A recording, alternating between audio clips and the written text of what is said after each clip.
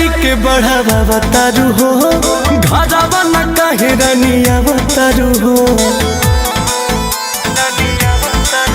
हर दिन विदाई के बढ़ावा बतारू हो, घरवा न कहे रनिया बतारू हो। कबहू न कोनी राजा तेजिया करो, पहिले पहिले देवी पूजन करब, असोई हवा कुंवर में जोड़े कलसा धरे के बाबेचार पिया जी हमार आजा नई हरवे में। जोड़े कलसा धरे के बाबेचार पिया जी हमार आजा नई हरवे में।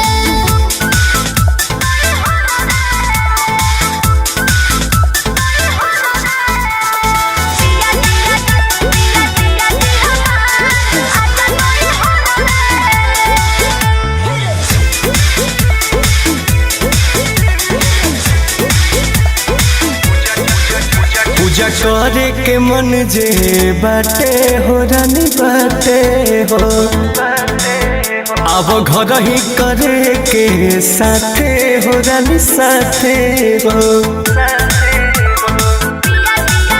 पूजा करे के मन जे बाटे हो रानी बाटे हो, अब घर ही करे के साथे हो रानी साथे हो। सोचहूँ बोलम जी तू बाहर पागल, इहाँ बाऊ हवा में कहबा लागल, पड़ी गइल झगड़ रे में।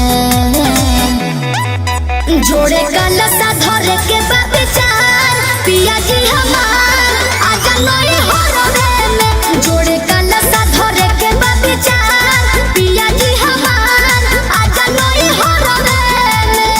पिया पिया पिया पिया जी हमार नई हरवे में।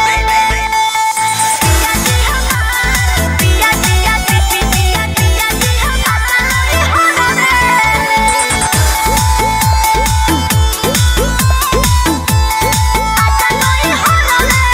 रोकी है नयम कुछ गर्दा हो रानी गर्दा हो, जहाँ मन बापुरा ला सरधा हो रानी सरधा हो।